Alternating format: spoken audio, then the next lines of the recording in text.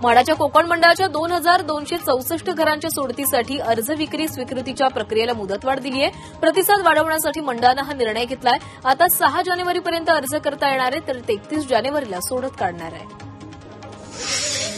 जलसंपदा विभागात लवकरच मेगा भरती होणार असल्याची माहिती जलसंपदा मंत्री गिरीश महाजनांनी दिली आहे. जळगावमध्ये तापी पाटबंधारे विकास महामंडळ या विभागाची आढावा बैठक गिरीश महाजनांनी घेतली. यावेळी त्यांनी मेगा भरतीबाबत भाष्य केलं. पुणे विमानतळाच्या नवीन टर्मिनलवरून आजपासून आंतरराष्ट्रीय उड्डाणं सुरू होणार आहेत. केंद्रीय मंत्री मुरलीधर मोहोळ यांनी याबाबतचा आढावा घेतलाय. नवीन टर्मिनलवरून उड्डाणं सुरू करण्यासाठी मुंबईच्या हवेचा दर्जा गेल्या काही दिवसांपासून ढासळतोय. प्रदूषण वाढतंय.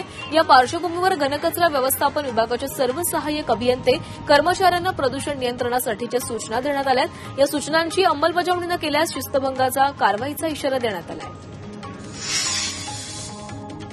प्रदूषित हवेमुळे मुंबईकर सर्दी आणि खोकल्याने त्रस्त झालेत. प्रदूषणाबरोबरच वातावरणातील बदलामुळे अनेक आजार उद्भवत आहेत. यंदा हवा दीर्घकाळ वाईट श्रेणीतच नोंदवली गेली आहे. त्यामुळे रोगप्रतिकारक शक्ती कमी असलेल्या रुग्णांमध्ये संसर्गाचं प्रमाण झपाट्यानं वाढत आहे. एक देश एक निवडणुकीसाठी बैठक 25 जानेवारीला संयुक्त संसदीय समितीची बैठक होणार आहे. संयुक्त संसदीय समितीची ही पहिली बैठक आहे.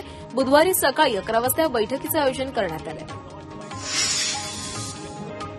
महायुतीच्या मंत्र्यांना दालनाचं वाटप करण्यात आलंय. त्यामुळे आता मंत्र्यांना पदभार स्वीकारण्याचा मार्ग मोकळा झालाय. मंगलप्रभात लोढा, पंकजा मुंडे, गुलाबराव पाटील, अतुल सावे यांच्यासह शंभूराज देसाई, नितीश राणे आणि आशिष शेलार यांना मुख्य इमारतीत दालन देण्यात आलंय. महायुतीच्या मंत्र्यांना बंगल्याचं वाटप करण्यात आलं. चंद्रशेखर बावनकुळे यांना रामटेक बंगला मिळालाय, तर राधाकृष्ण विखे पाटील यांना रॉयल स्टोन बंगला देण्यात आलाय. पंकजा मुंडेंचा मुक्काम आता पर्णकोटी इथं असणार आहे. छगन भुजबळ मोठे नेते आहेत, त्यांना नाकारता येणार नाही अशी प्रतिक्रिया गिरीश महाजनांनी दिली आहे. भुजबळ हे ओबीसीचे मोठे नेते आहेत, त्यामुळे त्यांना मंत्रिमंडळात घ्यायला पाहिजे असंही महाजन म्हणाले. मी खात्याचा चार्ज घेतलेला नाही, मात्र मी माहिती घेतली असं विधान महाराष्ट्राच्या चित्ररथाबद्दल आशिष शेलारांनी केलंय. 5 वेळा महाराष्ट्राला संधी मिळाली, पुढेही मिळेल. चक्रीय पद्धतीनं चित्ररथांसाठीच राज्यांना संधी मिळेल असंही ते म्हणाले. आदिवासी प्रकल्प अंतर्गत पेसा आणि नॉन पेसा अंतर्गत येणाऱ्या गावांवर विशेष लक्ष देणार असल्याचं डॉक्टर उईके यांनी म्हटलंय. या गावांना जास्तीत जास्त निधी कसा देता येईल यासाठी प्रयत्न करणार असल्याचंही ते म्हणाले. लाभार्थी अधिकारी आणि सरकारी ही विभागाची सायकल ती विस्कळीत होऊ देणार नाही असंही ते म्हणाले. आदिवासी शाळांच्या वेळेत बदल करण्यासंदर्भात मुख्यमंत्र्यांची चर्चा करणार असल्याचं डॉक्टर अशोक उईके यांनी म्हटलंय. आदिवासी शाळांच्या वेळेत कसा बदल होईल हा प्रश्न सोडवता येईल यासाठी प्रयत्न करणार असल्याचंही त्यांनी म्हटलंय. मराठी माणसांवर हल्ला करणं ही बाब अतिशय दुर्दैवी आहे अशी प्रतिक्रिया गिरीश महाजनांनी दिली आहे. तसंच कल्याणमध्ये महिलांनाही अतिशय गंभीररित्या मारहाण करण्यात आली. असं जर कोणी करत असेल तर त्यांची मुजोरी खपवून घेतली जाणार नाही असंही गिरीश महाजन म्हणाले. पुण्यातील कोरेगाव भीमा विजयस्तंभाला उपमुख्यमंत्री अजित पवार यांनी भेट दिली. 1 जानेवारीला होणाऱ्या शौर्य दिनाच्या कार्यक्रमाच्या तयारीचा आढावा पवार यांनी घेतला. कोरेगाव भीमा आणि परिसरातील हॉटेल आणि लॉज मालकांना बिल घेऊन पैसे मिळत नसतील तर त्यांनी माझ्याकडे तक्रार करावी असं वक्तव्य अजित पवार यांनी केलंय. मी त्यांच्यावर कारवाई करणार. हे सरकार काम करत असताना कुठेही मोफत काही करत नसल्याचंही त्यांनी म्हटलं. उपमुख्यमंत्री अजित पवार यांनी कंत्राटदाराला चांगलंच सुनावलंय. छत्रपती संभाजी महाराजांच्या बलिदान स्थळाच्या विकास आराखडा कामाची पाहणी करत असताना अजित पवारांनी कंत्राटदाराला चांगलंच झापलंय. तुला काम जमत नाही, तू काम सोडून दे असं म्हणत अजित पवारांनी कंत्राटदाराला धारेवर धरलंय. नाशिकमध्ये मंत्री नितेश राणे यांना शेतकऱ्यांनी कांद्याची माळ घातली आहे. नाशिकच्या चिराईमध्ये नितेश राणेंचा कार्यक्रम सुरू असताना अचानकपणे शेतकरी व्यासपीठावर आले आणि त्यांनी राणेंना कांद्याची माळ घातली. साताऱ्याच्या पालकमंत्रीपदावर भाजपनं दावा केलाय. साताऱ्याचं पालकमंत्रीपद शिवेंद्रराजेंना द्या अशी मागणी खासदार उदयनराजेंनी केली आहे. भाजपचे जास्त आमदार असल्यानं भाजपला पालकमंत्रीपद द्या अशी मागणी उदयनराजेंनी केली आहे.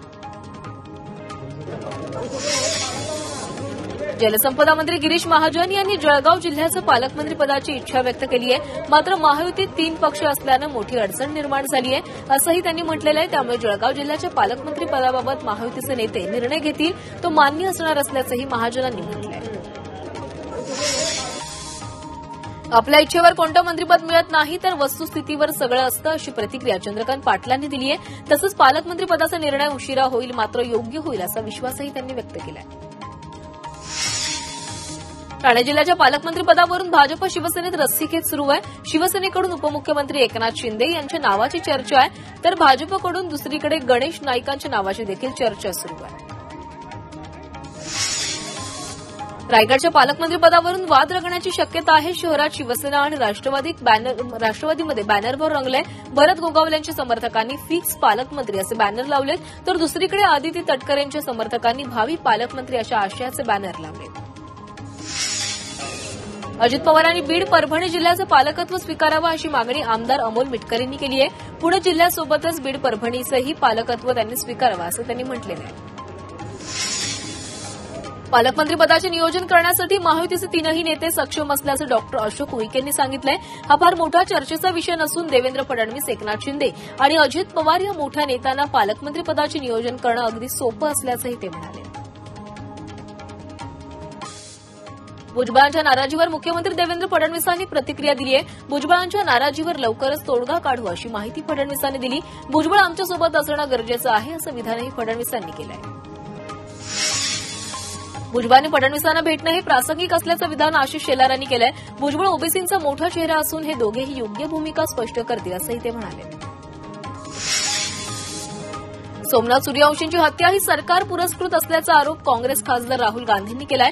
सूर्यवंशी दलित होते आणि संविधानाचं रक्षण करत होते म्हणून त्यांचा जीव घेतला असा आरोप राहुल गांधींनी केलाय.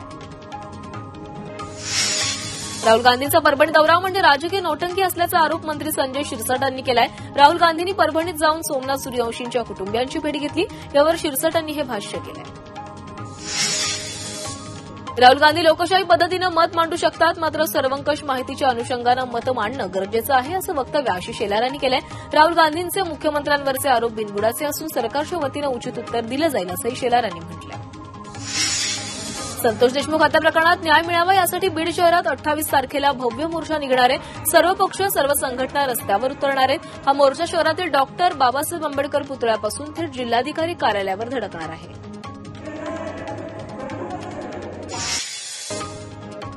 ज्येष्ठ दिग्दर्शक श्याम बेनेगल यांचं निधन झालंय. वयाच्या 90व्या वर्षी त्यांची प्राणज्योत मालवली आहे. सर्जनशील दिग्दर्शक काळाच्या पडद्याआड झालेत. मुंबईतल्या घरी बेनेगल यांनी अखेरचा श्वास घेतलाय.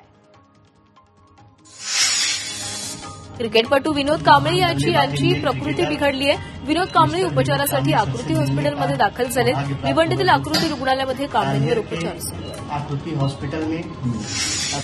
शालेय विद्यार्थ्यांबाबत केंद्रीय शिक्षण मंत्रालयानं मोठा निर्णय घेतलेला आहे. शालेय विद्यार्थ्यांसाठीची नो डिटेन्शन पॉलिसी रद्द करण्यात आलेली आहे. म्हणजेच इयत्ता 5वी ते 8वीतले नापास विद्यार्थी हे नापासच ठरतील. त्यांना पुढच्या वर्गात पाठवलं जाणार नाही, कारण आता सरसकट उत्तीर्ण धोरण रद्द करण्यात आलं आहे. नो डिटेन्शन पॉलिसी रद्द करण्याच्या निर्णयाचं मंत्री चंद्रकांत पाटलांनी स्वागत केलंय. 5वी ते 8वीमधील विद्यार्थ्यांना पास केल्यामुळे त्यांचा बेस कच्चा राहतोय, त्यामुळे हा निर्णय फायदेशीर असल्याची प्रतिक्रिया चंद्रकांत पाटलांनी दिली आहे.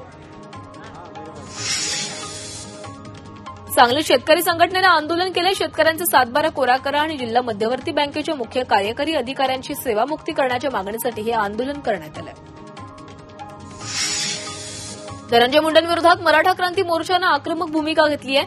जोपर्यंत मुंडेंची मंत्रिमंडळातून हकालपट्टी होत नाही तोपर्यंत अजित पवारांच्या कार्यक्रमात निदर्शनं करणार असल्याचा इशारा मराठा मोर्चानं दिला आहे. कल्याणमध्ये महावितरणच्या ढिसाळ कारभाराविरोधात माजी नगरसेवक महेश गायकवाडांसह नागरिकांनी मोर्चा काढला. कल्याण पूर्व भागात वारंवार वीज पुरवठा खंडित होतोय, त्यामुळे नागरिक आणि विद्यार्थ्यांना त्रास सहन करावा लागतोय. याविरोधात आंदोलकांनी जाब विचारलाय. वीज पुरवठा सुरळीत करण्याची महावितरण अधिकाऱ्यांना कंदील देखील दिलाय. नवी मुंबईतील एपीएमसी बाजारात सध्या देश विदेशातील सफरचंद दाखल व्हायला सुरुवात झाली आहे. एपीएमसी बाजारात अफगाणिस्तानावरून आलेला अफगाण सफरचंद देखील दाखल झालाय. मार्गशीर्ष महिना सुरू असल्यानं ग्राहकांची मोठी मागणी या सफरचंदाला मिळतीये. 10 किलोचा एक बॉक्स 800 ते 850 रुपयांना मिळतोय. यंदा भाव उतरले असल्याची प्रतिक्रिया व्यापाऱ्यांनी दिली आहे. नंदुरबार जिल्ह्यातील 80% रब्बीच्या पेरण्या पूर्ण झालेल्या आहेत. यंदा पिकांसाठी पोषक वातावरण असल्यामुळे रब्बी पिकांच्या क्षेत्रामध्ये वाढ झाली आहे. जिल्ह्यात सर्वाधिक हरभरा पिकाची लागवड झाली आहे, तसंच गव्हाच्या क्षेत्रातही वाढ झाली आहे. आता उर्वरित पेरण्या देखील लवकरच पूर्ण होतील अशी माहिती शेतकऱ्यांनी दिली आहे. केंद्र सरकारनं देशातील 12 क्लस्टरमध्ये जळगाव जिल्ह्यातील बनाना क्लस्टरला मंजुरी दिल्याची माहिती केंद्रीय राज्यमंत्री रक्षा खडसेंनी दिली आहे. बनाना क्लस्टरच्या माध्यमातून जळगाव जिल्ह्यात केळी प्रोसेसिंग युनिट व किडीसाठी मोठे इन्फ्रास्ट्रक्चर उभं राहणं आवश्यक होतं. लवकरच ते उभारण्यात येणार आहे. जालना कृषी उत्पन्न बाजार समितीत मोसंबीचे बाजारभाव कोसळलेत. सध्या बाजार समितीत मोसंबीची आवक वाढली आहे. जालन्याच्या मोसंबीला दिल्ली, हरियाणा तसंच उत्तर भारतामध्ये मागणी होती. मात्र वातावरणाच्या बदलामुळे मोसंबीला मागणी नाहीये. 30 ते 35 हजार रुपये भाव असणारी मोसंबी फक्त 10 ते 14 रुपये प्रति टन या प्रमाणे विकली जाते. यवतमाळमध्ये सहस्त्रकुंड बंधारा कोरडा पडल्यानं शेतकऱ्यांपुढे रब्बीच्या सिंचनाचा प्रश्न उभा ठाकलाय. या बंधारा डिसेंबरमध्येच कोरडा पडलाय. यावेळी शेतकऱ्यांनी गहू, हरभरा पिकांची लागवड केली आहे. त्यामुळे रब्बीच्या सिंचनासाठी नदीपात्रात पाणी सोडण्याची मागणी शेतकरी करत आहेत. वाशिम जिल्ह्यातील बाजार समित्यांमध्ये हरभऱ्याचे दर गडगडलेत. यंदाच्या हंगामात हरभऱ्याला 6,000हून कमी दर मिळतोय. 7,000हून अधिकचे दर मिळण्याच्या अपेक्षेनं शेतकऱ्यानं हरभरा पेरला होता. मात्र भाव पडल्यानं शेतकरी चिंतातूर झाले. ठाण्यातील शहापुरामध्ये भात जोडणीची कामं अंतिम टप्प्यात आली आहेत. मात्र झालेल्या अवकाळी पावसात भिजलेल्या तांदळाचा अक्षरशः तुकडा होतोय. भात कापणीच्या वेळेला पावसानं कहर केल्यामुळे भात उत्पन्नात घट झाली आहे. पेंड्यांचे देखील मोठं नुकसान झाले. त्यामुळे शेतकऱ्यांपुढे मोठा आर्थिक प्रश्न उभा राहिला आहे.